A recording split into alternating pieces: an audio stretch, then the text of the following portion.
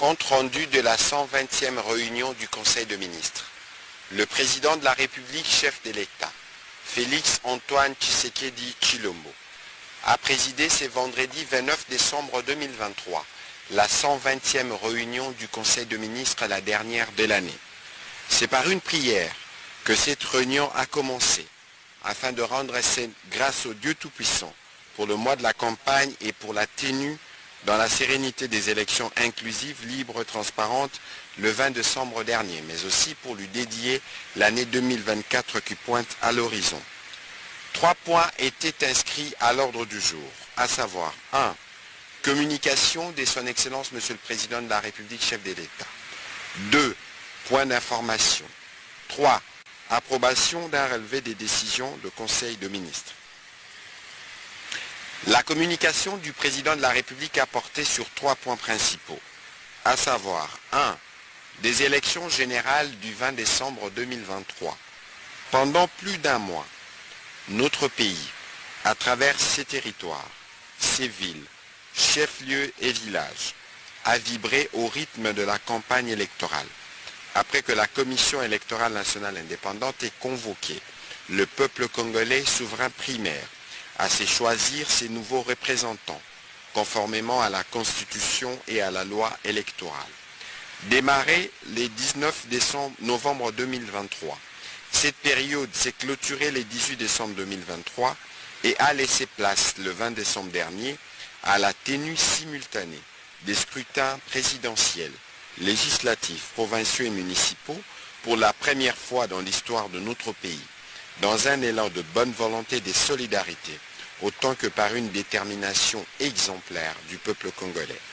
Le président de la République a tenu à saluer l'engouement du peuple qui s'est rendu massivement dans les différents bureaux de vote, aussi bien ceux déployés sur le territoire national que ceux installés dans nos représentations diplomatiques de Bruxelles, d'Ottawa, de Paris, de Pretoria et de Washington, capitale pilote et témoin de la toute première participation de nos compatriotes de l'étranger à des scrutins électoraux. En attendant la publication des résultats provisoires et définitifs par les instances habilitées, à cet fait, le président de la République a exhorté la population congolaise de tous bords à garder son calme, à faire preuve de tolérance mutuelle et de solidarité afin de faire échec aux ennemis de la paix qui ne jurent que par le chaos. Enfin,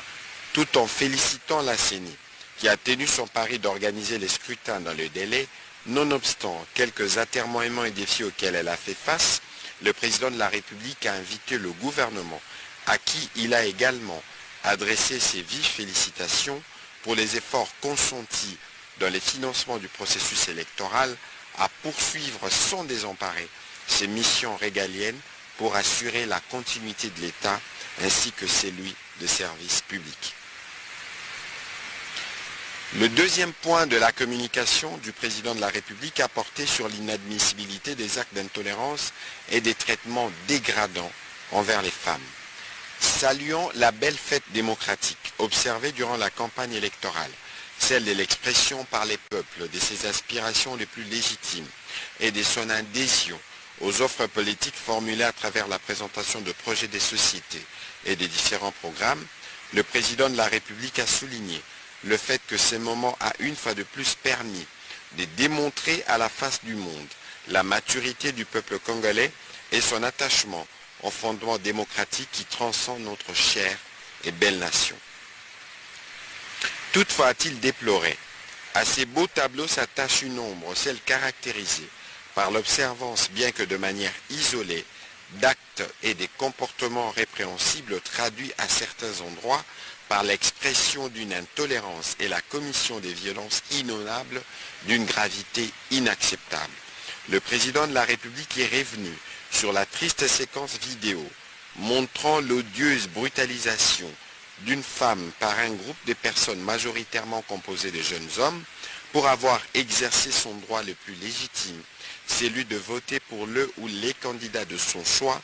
Plus qu'une indignation, le chef de l'État compte sur les autorités compétentes pour faire la lumière sur ces malheureux événements. Aussi, ne pouvant rester insensible face à une telle barbarie, ces faits l'ont poussé a réitéré une fois de plus que les manquements à la dignité humaine, les traitements dégradants envers l'être humain en général et les femmes en particulier n'ont aucun droit de cité dans notre société. Le président de la République a tenu à rappeler sa vision, celle qui fait de la dignité humaine un principe sacro-saint et qui s'opposera toujours à toute atteinte au caractère sacré de la vie humaine, particulièrement celle des personnes vulnérables, à savoir les femmes, les enfants, les personnes âgées et les personnes vivant avec handicap. Ayant fait le choix de la démocratie consacrée dans notre Constitution et compte tenu des implications qu'elle revêt, le président de la République a appelé le peuple congolais à garder à l'esprit l'importance du respect des droits fondamentaux dévolus à chacun de citoyens et à veiller à ce que la tolérance et le respect mutuel puissent toujours transcender les débats électoraux ou politiques. Le dernier point de la communication du président de la République a porté sur l'approbation de la 5e revue du programme par le Conseil d'administration du Fonds monétaire international. Le président de la République a noté avec satisfaction que depuis le 14 décembre 2023, le Conseil d'administration du FMI a approuvé la 5e revue de l'accord de facilité élargie des crédits conclu avec notre pays. Son achèvement avec succès, revu, montre le progrès réalisé par le gouvernement dans le cadre du programme ont été globalement satisfaisants. En effet, la performance macroéconomique, attestée par le taux de croissance estimé à 6,2% en 2023, montre les degrés de résilience de l'économie congolaise malgré les chocs négatifs liés notamment à la crise sécuritaire et humanitaire consécutifs au conflit armé dans l'est du pays. De même, il a noté avec satisfaction que les perspectives de croissance restent favorables pour l'année 2024 en dépit des risques qui sont fortement liés à la poursuite de combats dans l'est du pays et des chocs défavorables des termes de l'échange du fait de la fluctuation sur le marché international de prix de première nécessité, des prix de première minière plutôt à l'instar du cobalt. Toutefois, la conclusion satisfaisante de la 5e revue a permis un décaissement immédiat de 202,1 millions de dollars américains pour la constitution des réserves internationales. Au-delà de cet accompagnement fort appréciable de cette institution, le président de la République a encouragé sans relâche l'accélération des réformes qui renforcent la bonne gouvernance et la crédibilité budgétaire, mais aussi la poursuite de l'effort continu de la mobilisation des recettes ainsi que l'amélioration de l'efficacité de la chaîne de la dépense. Ceci pour créer davantage d'espace budgétaire pour l'accélération des prochaines étapes dans la mise en œuvre efficace des projets prioritaires dans le cadre du programme de développement local de 145 territoires. Au regard des enjeux majeurs de la 6e revue qui devrait boucler le programme, le président de la République a appelé donc le gouvernement au strict respect des engagements pris avec le Fonds consignés dans les mémorandums des politiques économiques pour garantir le plein succès de la mise en œuvre des conditionnalités du programme et ainsi garantir les succès de cette dernière revue. Dans la suite de la communication du président de la République, le Premier ministre chef du gouvernement a d'abord, au nom du gouvernement et au sien propre, présenté les vœux les meilleurs à l'occasion de festivités marquant la fin de l'année 2023 et les débuts de l'année 2024 au président de la République.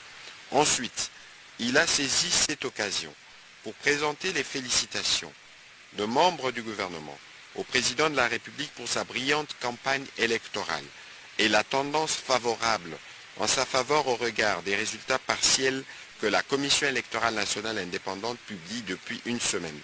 Cette perspective victorieuse, dont la confirmation est attendue dans les formes prescrites par la loi en la matière et les résultats de son leadership et de ses actions dans les différents domaines de la vie nationale. Le Premier ministre est ensuite revenu sur les autres points qu'il suit de près, notamment la situation humanitaire suite aux inondations glissements de terrain et naufrages observés dans certaines parties du pays et qui ont fait l'objet d'une réunion restreinte du gouvernement qu'il a présidée le jeudi 28 décembre 2023, et il a de nouveau à ses propos demandé aux membres du gouvernement concernés d'hâter leurs actions pour soulager la peine de nos populations. La question de la disponibilité du carburant, les dispositions prises pour les festivités des fins d'année, ainsi que les préparatifs de la participation des Léopards à la Coupe d'Afrique des Nations 2024 font aussi l'objet de son suivi étroit. Au deuxième chapitre du Conseil de ministres de ce jour, relatif au point d'information, État et administration du territoire, le vice-premier ministre, ministre de l'Intérieur, Sécurité et Affaires coutumières a présenté au Conseil le rapport sur l'état de l'administration du territoire national. En effet, l'état d'esprit de la population demeure relativement calme, hormis quelques cas d'insécurité enregistrés dans la partie est du territoire national et dans les grands centres urbains où se poursuivent les opérations de traque contre les hors-la-loi. Toutefois, la semaine qui se termine a été marquée par l'attente par la population de la publication des résultats provisoires des élections générales du 20 décembre 2023, la satisfaction de la population suite à la publication des rapports de mission d'observation électorale des différentes organisations internationales et sous-régionales ainsi que celui de la mission d'observation électorale SENCO-SCC,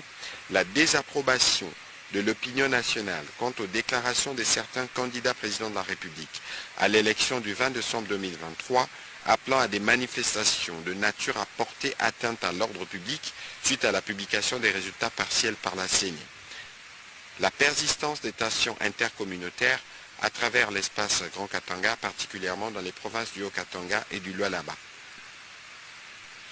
Au sujet du déroulement des élections, le vice-premier ministre, ministre de l'Intérieur, a fait état du bon déroulement de 4 scrutins combinés et de l'engouement remarquable de la population malgré les intempéries à certains coins. Il a indiqué que les opérations de dépouillement sont intervenues dans tous les sites où les opérations de vote ont été clôturées au terme de 11 heures et plus prévues par la loi.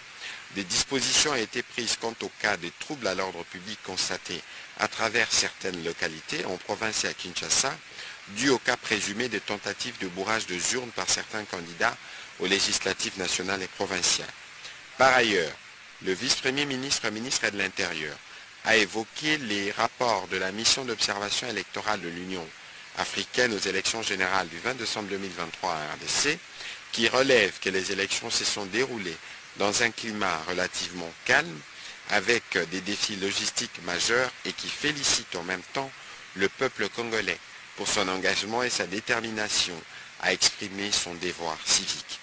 Dans les mêmes ordres, il a épinglé la déclaration préliminaire de la mission d'observation électorale de la SENCO qui a salué les efforts fournis par la CENI et le gouvernement ainsi que toutes les autres parties prenantes au processus pour la tenue des scrutins combinés dans les délais prévus, soit le 20 décembre 2023. Elle a noté cependant que grâce au dispositif de comptage parallèle de voix qu'elle a mis en place, il se constate qu'un candidat s'est largement débarqué des autres avec plus de la moitié des suffrages exprimés pour lui tout seul. Sur un autre chapitre, le vice-premier ministre, ministre de l'Intérieur, a rassuré les conseils des dispositions prises par le gouvernement au sujet d'une part des glissements de terrain suite aux pluies diluviennes du 26 et 27 décembre qui ont occasionné plusieurs morts dans les villages Lulala, chefferie Bourigne en territoire des Mouinga, et d'autre part du glissement de terre survenu après les pluies diluviennes qui ont arrosé les villes de Kanang et Chimbulu le 26 décembre 2023, occasionnant la mort de plusieurs compatriotes et d'importants dégâts matériels dans la détérioration de la voie ferrée. Le Conseil a pris acte de ces rapports. Toujours sur ces chapitres sécuritaires, le vice-premier ministre, ministre de la Défense nationale, a présenté au Conseil la situation sécuritaire qui demeure relativement calme sur l'ensemble du pays, excepté dans les zones sous opération dans la